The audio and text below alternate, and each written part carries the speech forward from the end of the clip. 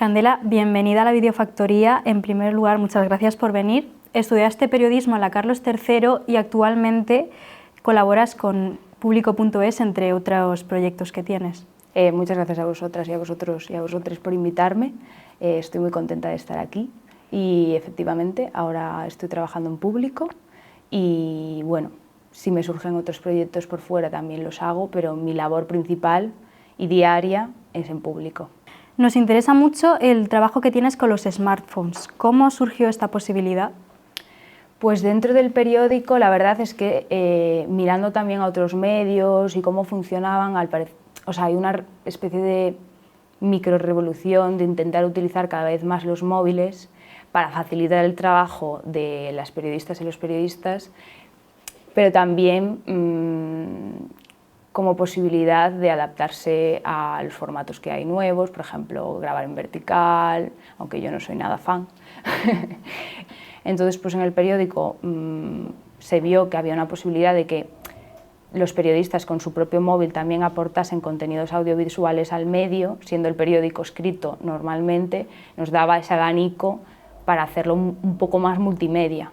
Y como ahora todo tendría que adaptarse o tiene que adaptarse por el avance social a lo multimedia, pues era una oportunidad, porque todos tenemos un móvil. Qué interesante esto que dices de grabar en vertical. ¿Por qué no eres fan de grabar en vertical? Bueno, aquí hay bastante controversia en el mundillo audiovisual con lo de grabar en vertical. Yo no soy operadora de cámara, soy periodista, pero trabajo con operadores de cámara. Y a pesar de que, claro, en Instagram nosotros colgamos nuestros reels en vertical y al final adaptas tu mirada también porque el móvil pues es vertical, pero las pantallas donde se reproducen, pues el cine es horizontal, las pantallas, las televisiones son horizontales y pierdes un montón de campo de visión al hacerlo vertical. Y luego adaptar los formatos. Cuando haces 16/9 y luego lo tienes que adaptar en vertical, es que es terrible, porque pierdes un montón de información. Y aparte, muchas veces, por ejemplo, estás haciendo un paneo en 16/9, ¿no? Tienes todo un campo de visión y de información, y luego con el vertical está completamente cortado y en postproducción tienes que hacer tú un paneo artificial, digamos, para abarcar todo ese campo que has abarcado con el 16/9. Tienes que volver a girar la cámara para poder abarcar todo el campo de visión, pero de manera artificial, en un vertical. Entonces, a mí no me gusta mucho. Luego el cuadrado también, emitimos mucho en cuadrado y también pierdes un montón de información.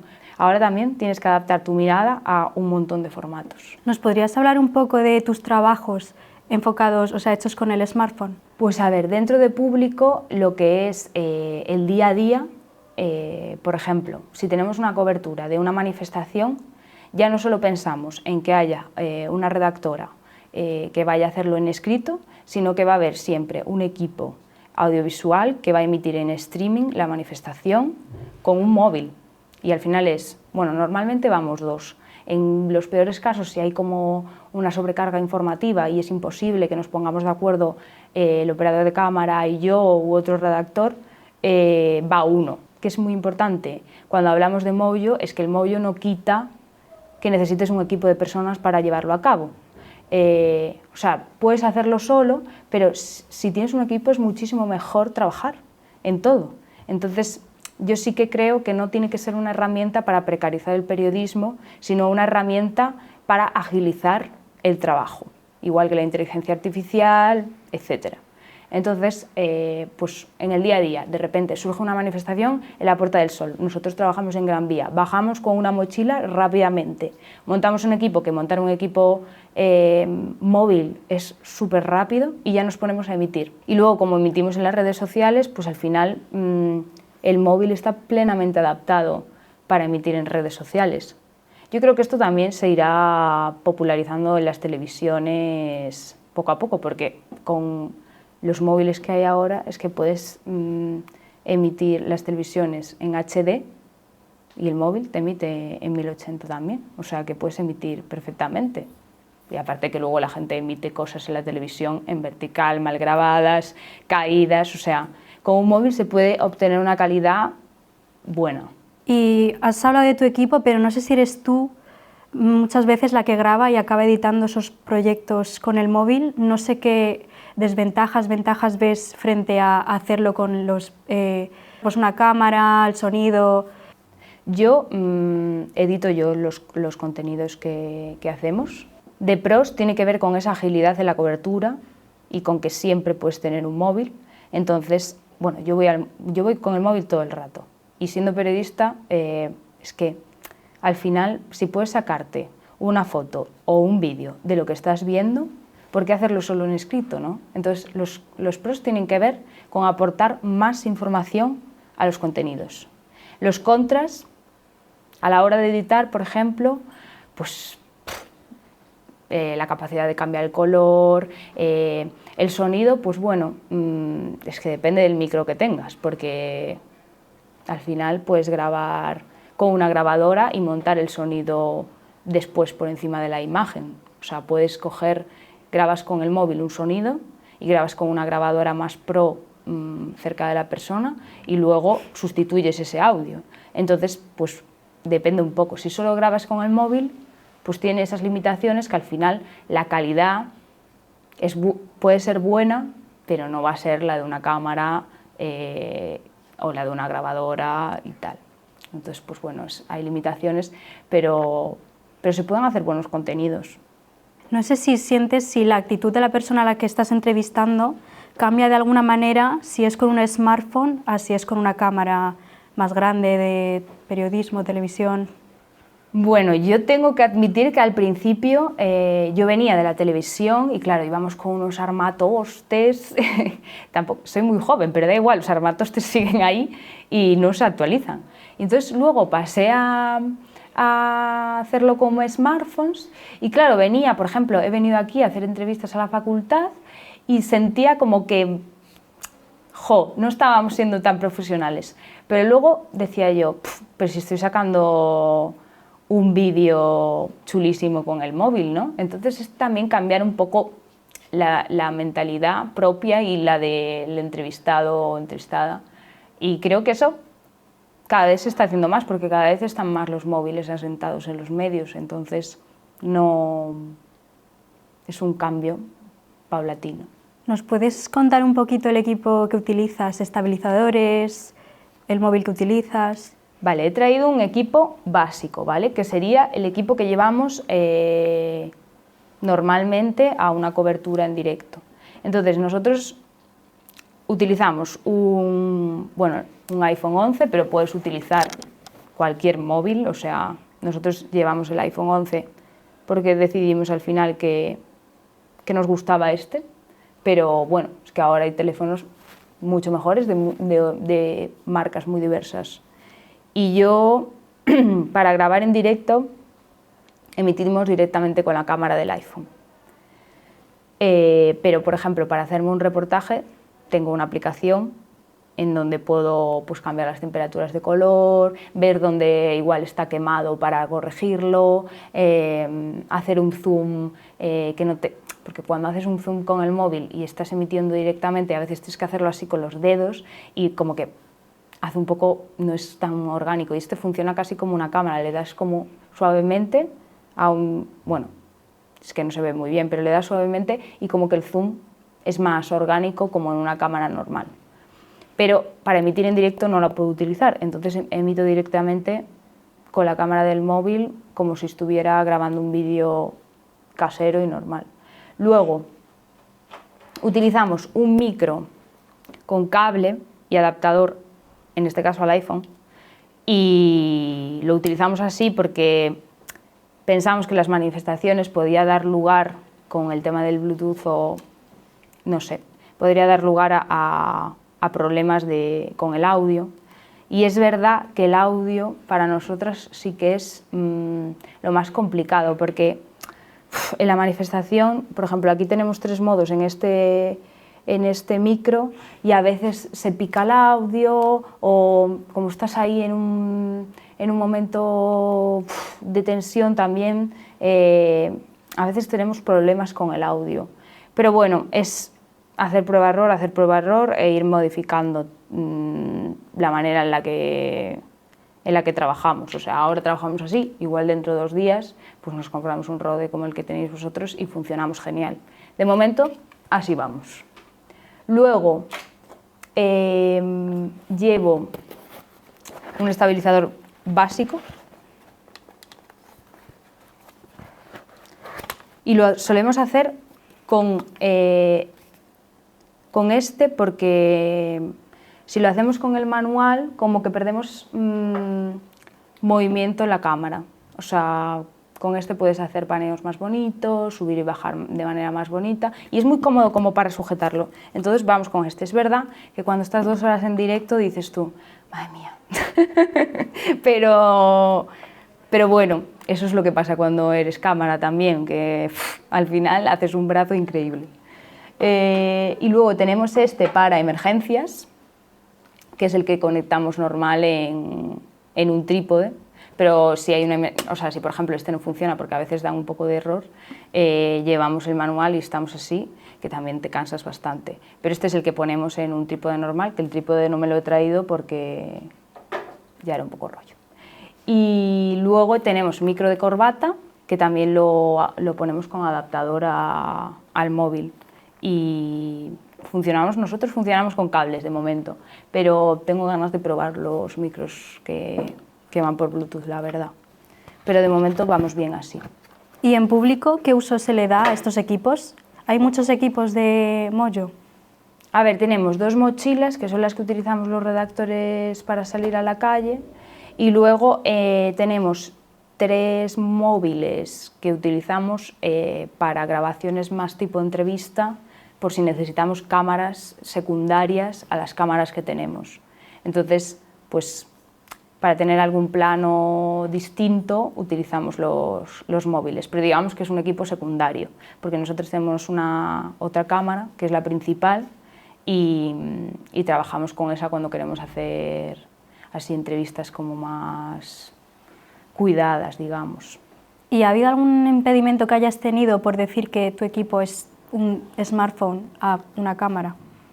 No, nunca he tenido impedimentos, la verdad. Yo creo que es eso, que está cambiando un poco la mirada del tema del Mojo. Para mí el impedimento mayor es no tener un equipo de personas para trabajar con ello, porque al final no puedes sustituir a un operador de cámara. O sea, hay que aprender de lenguaje audiovisual para trabajar con cualquier herramienta que te permita hacer el audiovisual. O sea, no va a grabar igual una persona que no sabe cómo son los planos que una que ha visto cine toda su vida. Pues es que ya aprendes un poco cómo se reportajea y los planos que te vienen mejor para cada situación. Es decir, que a veces tienes tanta prisa que bueno, los planos son los que puedes hacer, pero si te pones cineasta, con un móvil también puedes conseguir cosas chulísimas. ¿Y nos puedes hablar un poco de tus trabajos, así más profundamente? A ver, mis trabajos de Mojo en general, o sea, yo trabajo, digamos, Mojo totalmente, o sea, no suelo mezclar, a veces lo mezclo con la cámara, pero cuando llevo el móvil suele ser porque me viene mejor para la cobertura que estoy haciendo, por una cuestión de peso o una cuestión de que me voy de viaje y tengo que empaquetar muchas cosas, o para no dejar a la redacción sin la cámara principal, pues me llevo un equipo móvil. Y, por ejemplo, cuando me fui a Irak, que fue este año, hicimos una cobertura de los 20 años de la guerra y fui con un móvil, con un equipo así, igual que este. Y hicimos hice como un corto documental de 14 minutos sobre cómo estaba el país después de 20 años. Creo que quedó bastante bien para ir yo sola con un móvil, porque es verdad que si vas con más gente pues te aportan otras visiones y tal, pero sin ser operador de cámara, pues al final creo que quedó bien dentro de las posibilidades que tenía.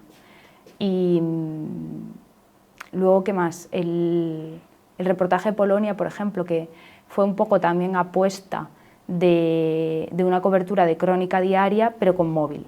Entonces yo lo que hacía era mandar un texto, o sea, yo estaba en ruta con un grupo de taxistas que íbamos desde Madrid hasta la frontera de Ucrania para recoger a alrededor de 130 personas refugiadas y traerlas a España, ¿no?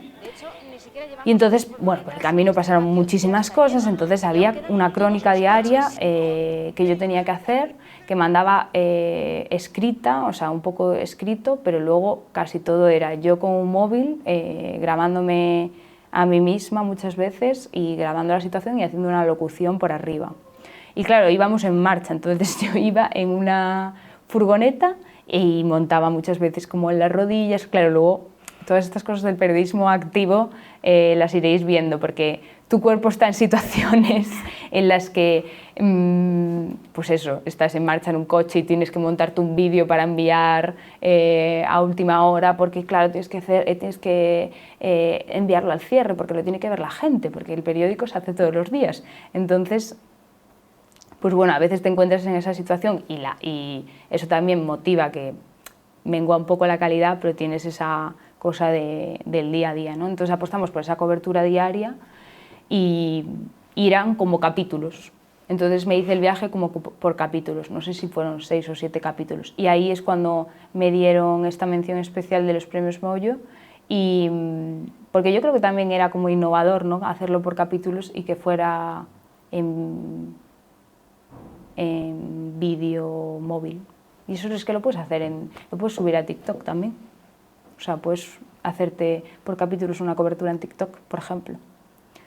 ¿Qué más he hecho así de...? Ahora además, bueno, siempre me han interesado los temas de igualdad y el colectivo LGTBIQ+, entonces siempre he enfocado muchísimo mis reportajes a temas que yo creía que tenían que ver con justicia social y con la igualdad para todas, todos y todes. Entonces, hubo un momento en el que se cuestionó con la ley trans mucho el tema de los derechos trans y yo estaba muy preocupada por el tema de los menores, ¿no? De hecho, es que tenía amigas y amigos y amigues trans que claro, estaban súper pendientes de la ley y madres con menores, con hijos e hijas trans que estaban como preocupadas, ¿no? Entonces, en ese contexto, conocí a un niño, Alex, que tenía 6 años y que quiso hablar conmigo de cómo él se había dado cuenta de que era un niño trans. O sea, tenía 6 años, pero desde los 3 ya sabía que quería ser un chico. Esto pasa a veces y otras no, pero en este caso era como súper salientable, porque él estaba súper seguro.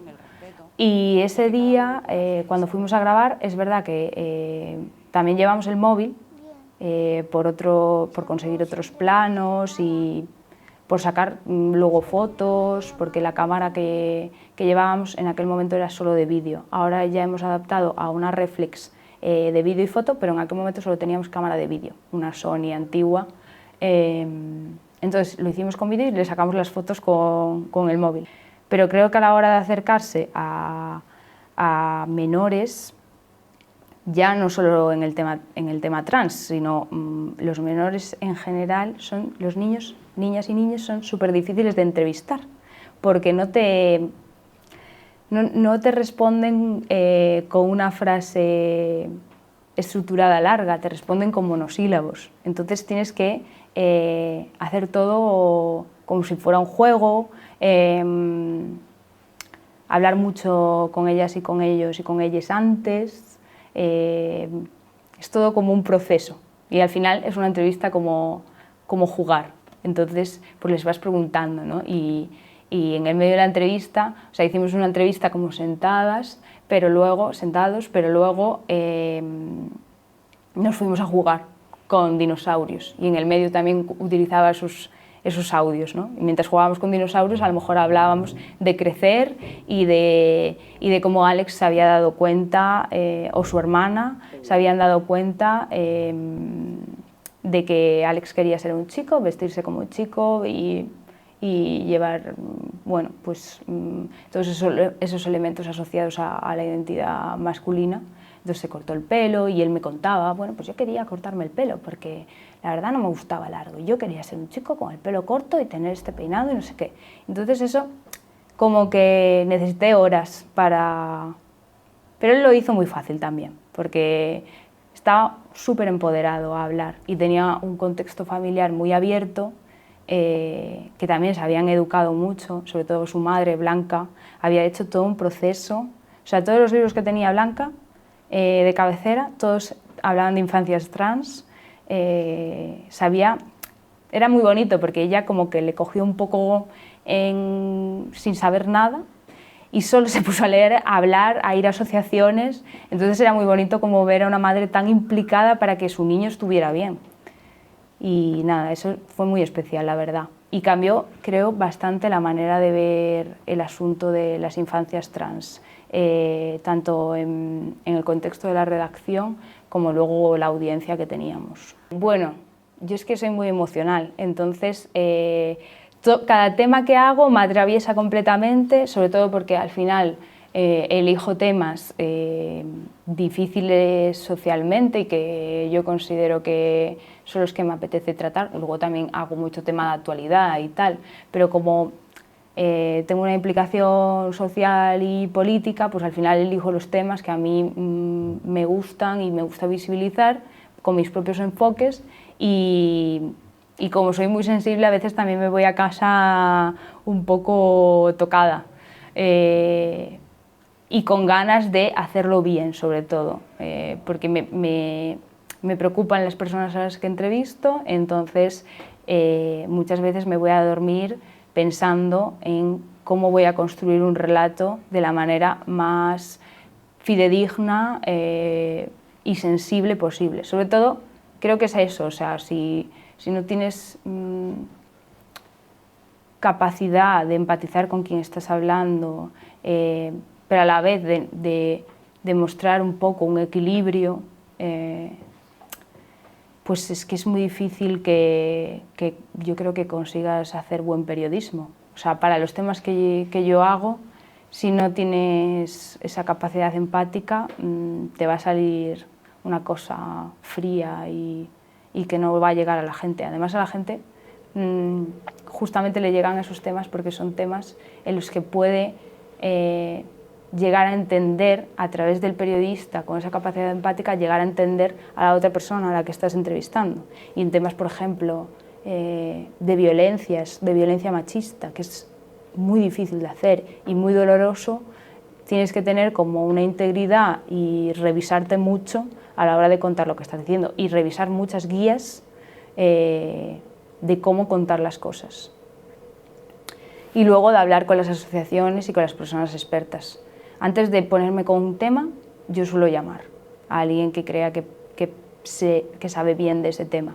Aunque solo vaya a hacer una entrevista, ya leo antes por dónde va, qué palabras tengo que utilizar, por dónde tengo que orientar la entrevista. En el caso del colectivo LGTBI, pregunto pues, los pronombres, que tú me los preguntaste antes, me parece un básico. Bueno, no sé, cositas así.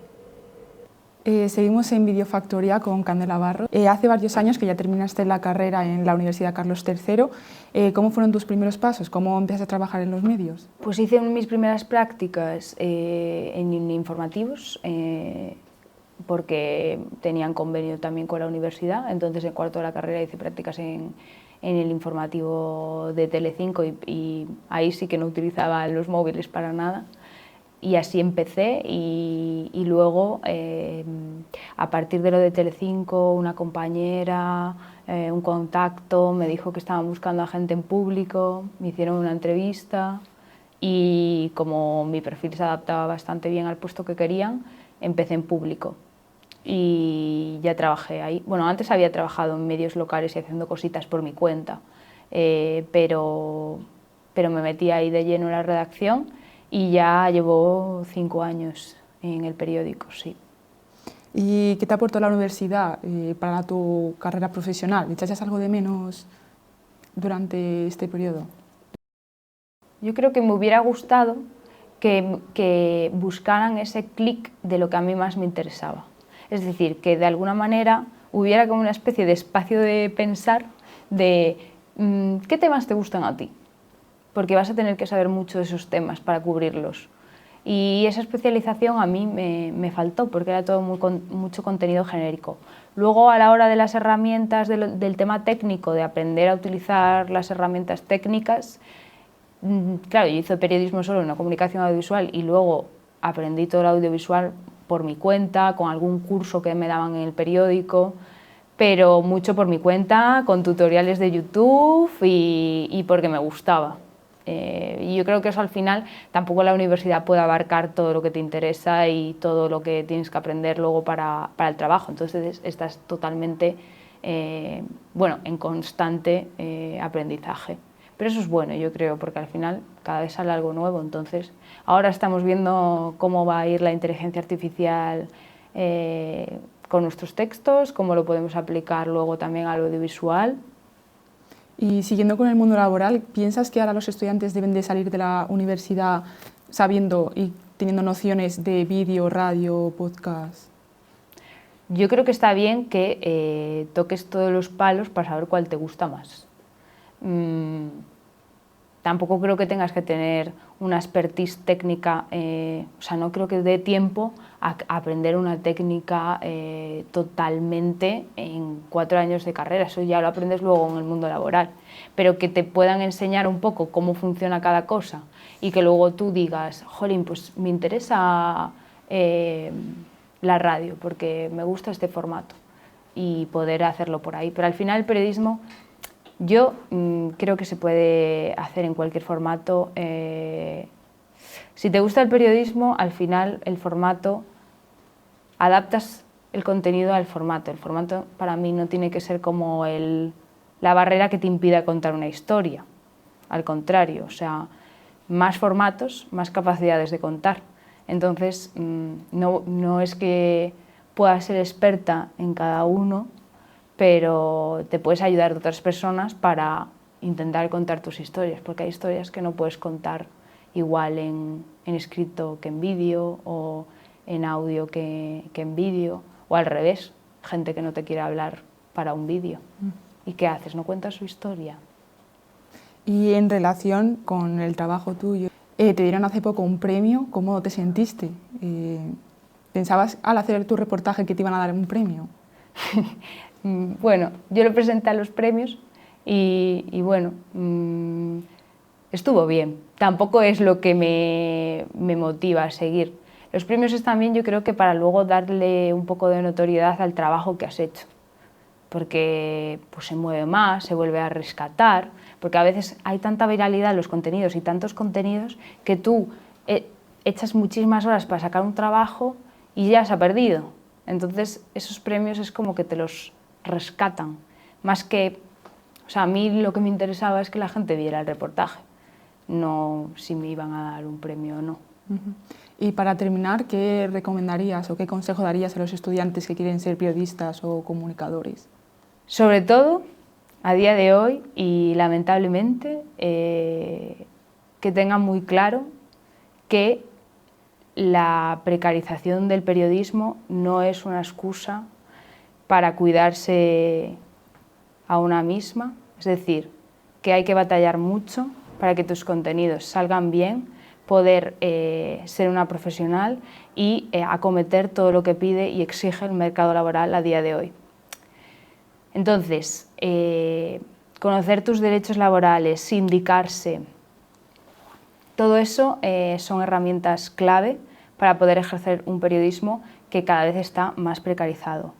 Pero luego y sobre todo, tener ilusión, porque tener ilusión de encontrar las historias. Eso es como la parte de cuida tu salud mental, porque eso va a repercutir en tus historias, pero es que las historias de la gente al final te generan como una especie de o al menos a mí, ¿vale? Que yo soy bastante friki del periodismo, entonces a mí me dan vida. Es que si estuviera haciendo otra cosa sería infeliz, porque tienes que trabajar 8 horas o más en un sitio, todos los días. Trabajar en el periodismo es que esas 8 horas son las mejores 8 horas, porque, no sé, estás en contacto directo con la gente. Igual para otra persona es como, Dios mío, tener que hablar todo el día. Para mí es genial hablar con la gente, entender lo que les pasa. También haces un poco de psicóloga a veces, te tiene que gustar eso, o sea, se hace sociedad. Luego hay otras cosas pues más analíticas y yo qué sé, pues alguien que haga periodismo económico, encontrar todos esos clics de la economía, todas esas, no sé, denunciar las injusticias también que hay en el mundo empresarial, pues yo qué sé, cada uno con su tema, ¿no? Cada persona. Pero a mí, por ejemplo, si tuviera que trabajar 8 horas de otra cosa, es que no me veo. Y muchas veces te encuentras con esa realidad del mercado laboral que parece un poco que te expulsa, pero tienes como que batallar contra ello, porque vale mucho la pena hacer periodismo. Pues muchísimas gracias por estar aquí y ¿qué tal bien la entrevista? Sí, muchas gracias a vosotras y a vosotros y a vosotres y espero haberos aportado algo y que, jolín, os animéis a hacer periodismo. Ya podéis empezar ahora, o sea, yo creo que desde que eres pequeño, si te interesa el periodismo, ya estás haciendo preguntas.